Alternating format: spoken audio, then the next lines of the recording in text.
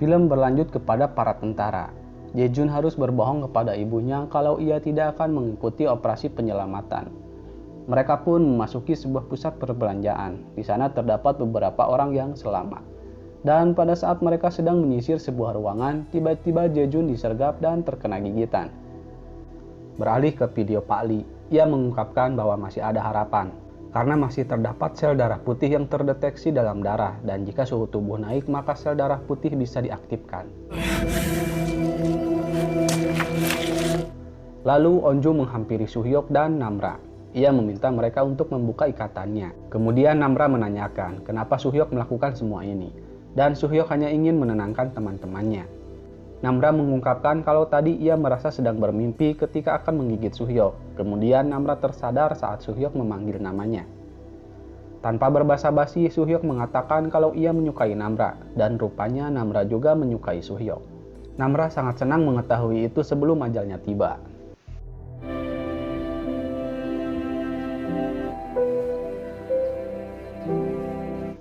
Beralih ke Enji. Kini pendengarannya menjadi sangat tajam. Ia mengetahui kalau ada seseorang di dalam ruangan yang tertutup. Rupanya di ruangan itu ada gurunya. Ia menanyakan apakah Enji baik-baik saja. Dikarenakan Enji lapar, ia menyantap ikan yang ada di sana hidup-hidup. Si guru yang mengetahui kalau Enji digigit, ia menghampirinya lalu menyerangnya. Akan tetapi Enji yang sekarang bukan Enji yang dulu.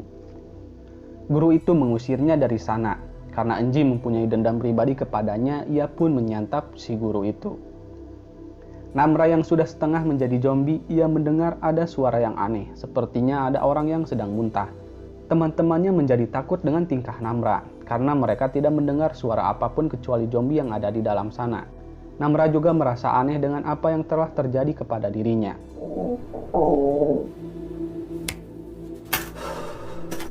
Tiba-tiba, Onju terpikir sebuah ide bahwa mereka bisa mengalihkan zombie dengan musik yang ada di handycam. Guinam yang mempunyai pendengaran tajam, ia mengetahui kalau bosnya sedang bersembunyi di bawah mobil. Ia pun menghampirinya. Lalu bosnya itu meminta Guinam untuk memancing para zombie agar mereka bisa pergi ke kantin. Guinam yang berpura-pura lemah, ia mengiyakan saja disuruh-suruh oleh bosnya itu. Lalu Guinam menyeretnya keluar dan membungkam mulutnya. Ia memberitahukan kalau ia bukan lagi bawahannya. Kembali ke Onju, ia menerangkan kalau mereka harus membuat barikade di tengah ruangan itu. Lalu memancing para zombie dengan musik. Setelah lorongnya kosong, maka mereka bisa pergi dari sana. Meskipun nilai ujian Onju jelek, tetapi soal ide ia bisa diandalkan. Onju juga meminta Suhyok untuk membuka ikatannya, sebab jika mereka terus begitu, maka Namra takkan bisa berbaur kembali dengan yang lain. Sebab kebencian itu menular, begitupun dengan kepercayaan. Beralih ke Nam Soju. Setelah mengobati lukanya, ia berusaha membuka sebuah pintu, dan itu mengundang para zombie. Setelah membukanya, Nam Soju mendapat senjata untuk perlindungan diri. Kemudian Namra dan yang lain hampir selesai membuat barikadenya. Lalu Mijin dan Minjae bertugas akan memandu si Bongsor. Rencananya mereka akan pergi ke atas gunung. Baru saja keluar beberapa langkah, tandunya patah dan mereka dipaksa kembali ke dalam. Si Bongsor menyuruh mereka untuk pergi tanpanya, namun mereka tidak akan tega melakukan itu. Beralih ke Jaik, Hochol terus merengek. Ia tidak ingin membawa anak-anak pergi sebab mereka bisa menyulitkan perjalanannya. Namun Jaik memberi pengertian kepadanya. Kemudian perjalanan mereka dimulai. Setelah berputar-putar menghindari zombie, mereka pun bisa lolos dari mara bahaya. Dan tiba-tiba si vlogger yang terjebak, ia berteriak minta tolong. Hochol yang tidak ingin menambah beban, ia melarang Jaik untuk menolongnya. Akan tetapi Jaik yang baik hati, ia pun turun untuk menolongnya. Dan tanpa diduga, si Hochol malah pergi meninggalkan Jaik. Setelah semua persiapan beres, mereka lupa bahwa harus ada yang membukakan pintu. Chongsan pun bersedia untuk melakukannya, dan ia akan ditemani oleh Suhyok. Dalam kesempatan itu, Suhyok memberitahukan kalau Guinam ingin membunuh Chongsan, akan tetapi Suhyok rasa ia sudah mati. Selain itu, Suhyok juga memberitahukan kalau ia menyukai Namra, dan ia juga meminta agar Chongsan menjaga Onju. Mereka pun mulai menjalankan rencananya. Untuk memancing zombinya agar berkumpul di sana, mereka membuat suara agar para zombie berdatangan.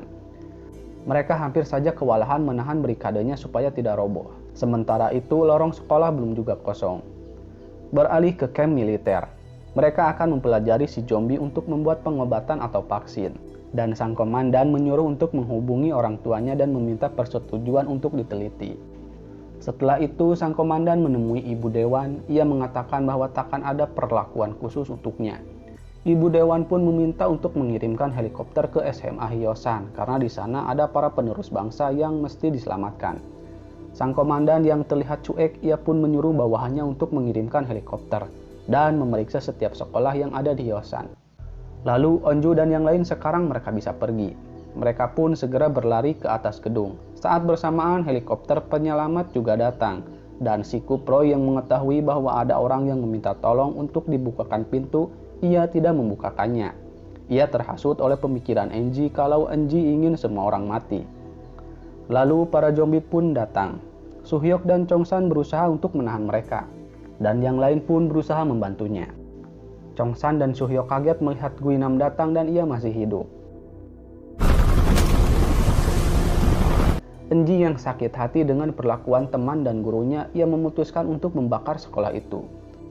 Dan si Kuproy dengan teganya ia meninggalkan teman-temannya yang meminta tolong dan ia mempertegas bahwa tidak ada lagi yang selamat selain dirinya. Lalu Chongsan yang akan dihajar oleh Guinam ia diselamatkan oleh Namra. Untungnya karena kebakaran di salah satu kelas, pintu di rooftop bisa terbuka dan mereka terlambat untuk diketahui regu penyelamat. Guinam pun mencoba mendobrak pintu itu, namun tangannya terluka dan ia mengurungkan niatnya.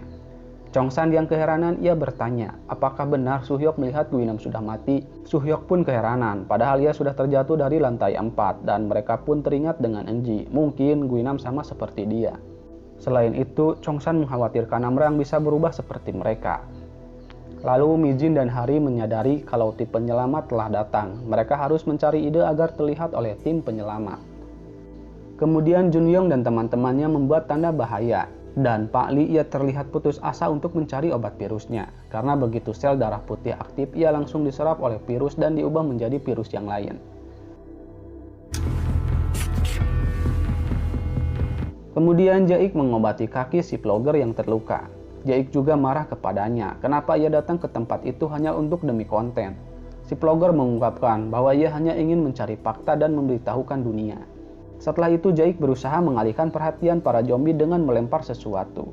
Tanpa diduga Hochol datang kembali dengan mengendarai bus. Si vlogger yang kakinya terluka, ia dipaksa harus melompat jika ia ingin selamat. Di tempat lain Desu dan Onju malah berdebat tentang apa arti dari SOS. Lalu mereka bergantian memutar ranting untuk membuat api. Setelah melihat teman-temannya kesusahan, Namra pun memberikan korek api miliknya dan rupanya ia adalah seorang perokok. Malam pun gelap, Jaik mengutarakan kekesalannya kepada Hochol karena tadi ia meninggalkan dirinya. Saat keduanya sedang berdebat, mobil itu menabrak Enji yang sedang melintas. Jaik pun turun untuk mengeceknya. Tiba-tiba ada tentara datang. Beralih ke Mijin, ia sedang diajari memanah oleh Hari. Mijin pun menganggap enteng perihal menjadi seorang atlet yang menurutnya bisa dengan mudah masuk ke universitas. Namun nyatanya tidak semuanya begitu. Karena membahas hal itu, Hari menjadi sedih padahal bisa dibilang seumur hidupnya ia menghabiskan untuk memanah. Namun sekarang rasa-rasanya langkahnya terhenti setelah gagal mengikuti kejuaraan nasional. Mijin pun memotivasinya untuk jangan berputus asa dan tetap semangat menjalani hidup. Di sisi lain, Desu yang mempunyai suara bagus, ia disuruh teman-temannya untuk bernyanyi. Lalu Desu bernyanyi dan diikuti oleh teman-temannya yang lain. Karena mendengar suara piano, Naya mengeceknya keluar. Kemudian ia mengganjal kaki si zombie agar tidak berisik lagi. Lalu Nayan kembali ke dalam sambil membawa handycam yang tergeletak. Ia pun memutar videonya. Setelah melihatnya, Nayan berinisiatif akan membawa makanan untuk teman-temannya.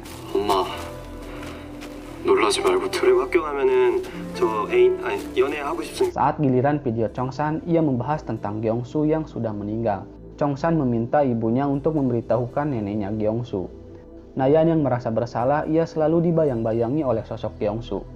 Lalu, Onju menanyakan mulai dari kapan Namra merokok. Namra mengakui sudah sedari SMP ia merokok karena dirinya kesepian dan tidak mempunyai teman. Menurut Onju, Namra selalu membawa tembok antara dirinya dengan yang lain, dalam artian sibuk sendiri. Apakah ia begitu karena membenci yang lain? Namra memberitahukannya kalau ia seperti itu karena ia tidak punya teman. Teman-teman yang lainnya pun memberitahukan alasannya kenapa mereka tidak menyukai Namra. Tapi sekarang mereka bisa saling tahu dan bisa saling mengenali satu sama lain. Ternyata Daesu menyukai kakaknya Ujin, yaitu Hari, dan itu sudah menjadi rahasia umum. Beralih ke Nayan. Ia terbayang-bayang dengan tragedi yang menimpa Ibu Park. Jadi saat mereka berusaha kabur, ada seorang zombie yang berhasil mengejar mereka. Dan ia hampir menggigit Nayan, namun Ibu Park berkorban untuknya.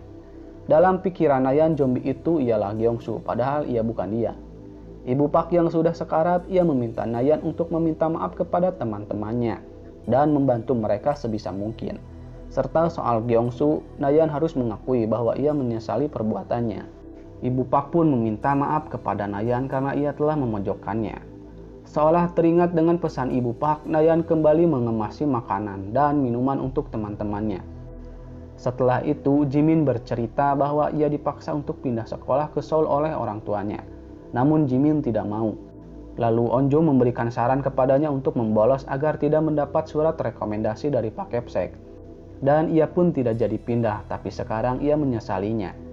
Ujin juga bercerita bahwa orang tuanya selalu memuji kakaknya karena pandai memanah.